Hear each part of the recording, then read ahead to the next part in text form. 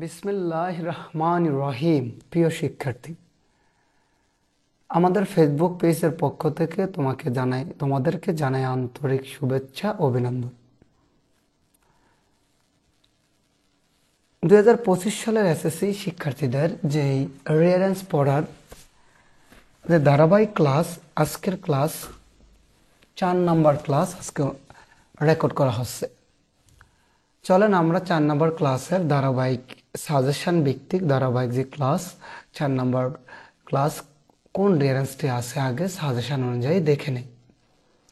আর প্রিয় শিক্ষার্থী, আমি আবার বলে দেই, তোমাদের ধারাবাহিক ক্লাস শেষ হওয়ার পরে আমি প্রত্যেকের কাছে জানতে চাবো এবং দেখব নিজ চোখে এবং দেখব তোমাদের নোট খাতাগুলো ধারাবাহিকভাবে নোট করা আছে কিনা।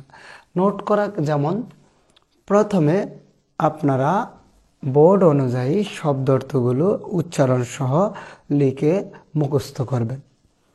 তারপরে কাহিনী ব্যক্তি মনে রাখার চেষ্টা করবেন। তাহলে একবার নয়, আমরা 10টা রিয়ারেন্স না পড়ে একটা ভালো করে পড়ব। এই সাজেশনের মধ্যে ইনশাল্লাহ কমন পড়বে। তাহলে আমরা চলে যাই সাজেশনে, রিয়ারেঞ্জের সাজেশনে। এই হচ্ছে সাজেশন 2025 সালের ফাইনাল সাজেশন ফার্স্ট পেপার। আমরা চলে যাব রিয়ারেঞ্জ।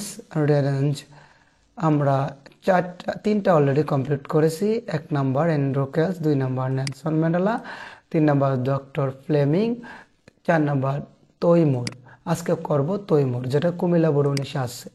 দেখেন, আমি একটু বড় করেই বলবো কারণ গ্রামার এই জায়গায় আলোচনা করব, আপনারা কষ্ট হইলেও দেখবেন। বিনোদন হিসেবে মোবাইল কিছুটা দেখবেন, দেখার পরে টুকটাক নোট করবেন। আমি জানি আপনারা সারাক্ষণই অধিকাংশ স্টুডেন্টরাই মোবাইল নিয়ে থাকেন, তো একটু কষ্ট হলেও এগুলো একটু দেখে নোট করে নেবেন। যেহেতু আমি ধারাবাহিক বলে, আর প্রত্যেকের কাছে আমার প্রত্যেক স্টুডেন্টের কাছে অবশ্যই সাজেশান 2009 শ্রেণীর লাস্ট পর্যায়ে এই সাজেশান সকলের হাতে তুলে দেওয়া হয়েছে, তাই আমি সেই অনুযায়ী পড়াবো ইনশাল্লাহ। তো আমরা চলে যাই আমাদের তৈমুরের সেই সাজানো রিয়ারেন্স। এটা কুমিল্লা বোর্ড 19 সালে আসছে, চট্টগ্রাম বোর্ড অর্থাৎ চিটাগাং বোর্ড 17 সালে আসছে। বিশ্বাস করেন কিনা জানি, এই রিয়ারেন্সটি খুবই গুরুত্বপূর্ণ আমাদের ঢাকা বোর্ডের জন্য। তো আমরা শুরু করি পড়া। তোমরা অবশ্যই খাতা কলম নিয়ে বসবা এবং ওয়ার্ডগুলো লিখবা, উচ্চারণগুলো লিখবা এবং ভার্বগুলো আলাদা করে লিখবা। কারণ ভার্ব 1, ভার্ব 2, ভার্ব 3 এখন থেকে মুখস্থ করে পড়লে আমাদের আর কোনো সমস্যা হবে না।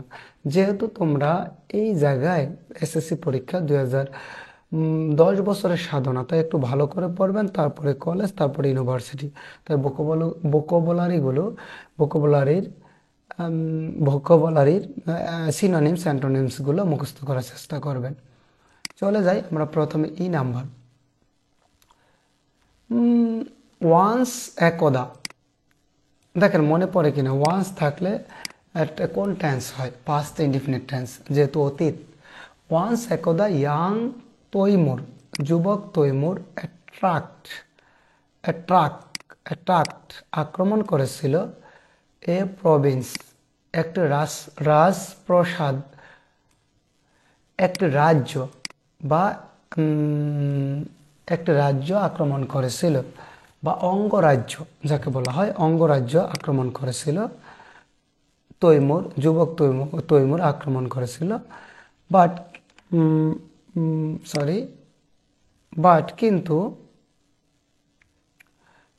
কিন্তু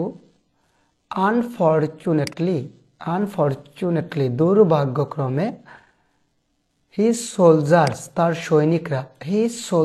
তার সৈনিকরা ওয়ার ছিল অল সকলেই কিল্ড, সকলকে হত্যা করা হয়েছিল। তাহলে একদা তৈমুর আক্রমণ করেছিল একটি রাজ্য, অঙ্গরাজ্য, কিন্তু দুর্ভাগ্যক্রমে তার সকল সৈন্যকে হত্যা করা হয়েছিল।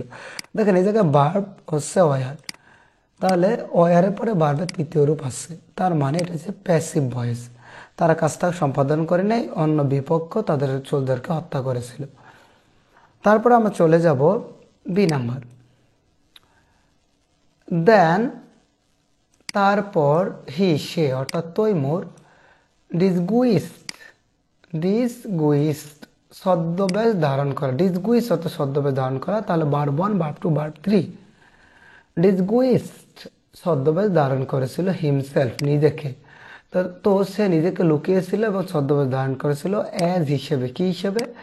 এ পুয়ার ট্রাভেলার, একজন দরিদ্র ভ্রমণকারী হিসেবে। অ্যান্ড এবং সে সাপোর্টেড রক্ষা করেছিল হিমসেলফ নিজেকে বাই বিগিং ভিক্ষা করে, অর্থাৎ একজন ভিক্ষুকের ছদ্মবেশ ধারণ করে একজন দরিদ্র ভ্রমণকারীকে ধারণ করে সে নিজেকে ওই দিন রক্ষা করেছিল। তারপর জি নাম্বার, ওয়ান ডে একদিন, আবার বলি ওয়ান্স, ওয়ান ডে এগুলো হলে পাস্ট ইনডেফিনিট টেন্স হবে।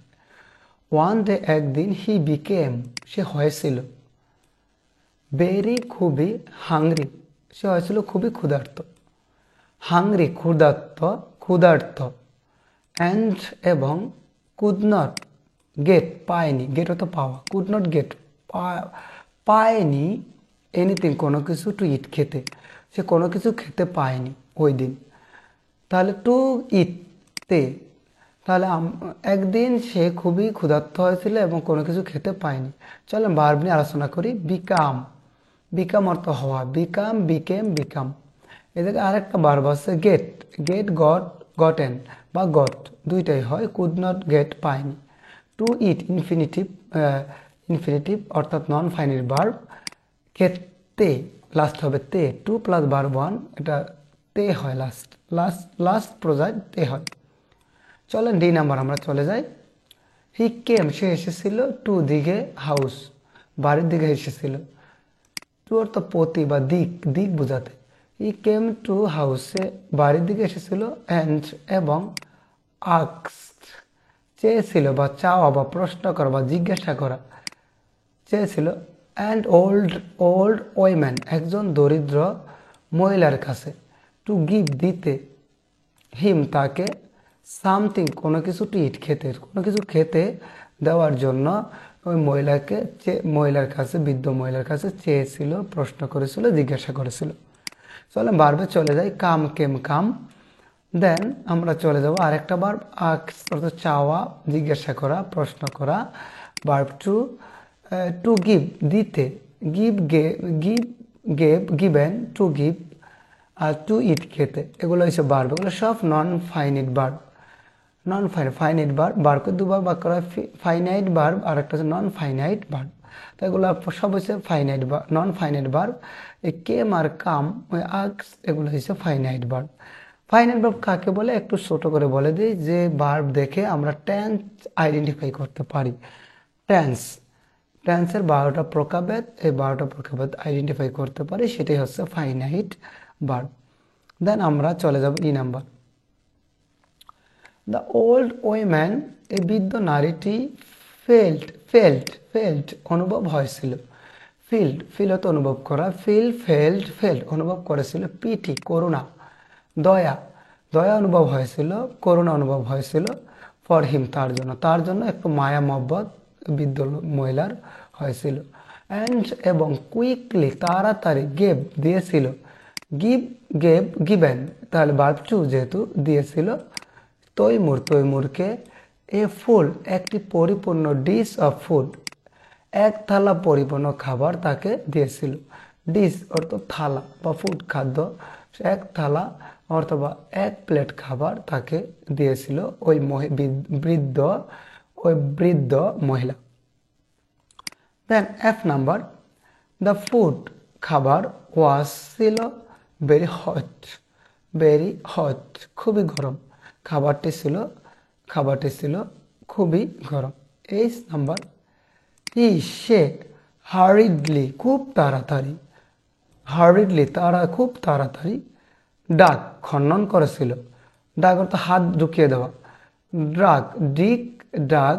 ডিগ অর্থ খনন করা বা গর্ত করা, দিক দাগ খনন করেছিল হিজ ফিঙ্গার্স তার আঙ্গুল দিয়ে, অত খুব দ্রুত তার হাত ঢুকিয়ে দিয়েছিল। ফিঙ্গার্স তার আঙ্গুলগুলো, আঙ্গুলগুলো অ্যাট দ্য মিডল অফ মধ্যে, অ্যাট দ্য মিডল অফ, এটা কিন্তু phrase, at the middle of মধ্যে অফ দ্য ডিশ খাবারের মধ্যে আঙ্গুলগুলো ঢুকিয়ে দেয়। দেখেন আমি যে কালারগুলো করছি এগুলো ধরে ধরে পড়বেন করবেন, কারণ এটা এটা দেখেন অ্যাট আছে, দি আছে, অফ আছে, তাহলে অ্যাট প্রিপোজিশন, অফ প্রিপোজিশন, মাঝখানে আর্টিকেল, তো এগুলা সে দ্রুত তার আঙ্গুলগুলো ঢুকিয়ে দিয়েছিল খাবারের মাঝখানে।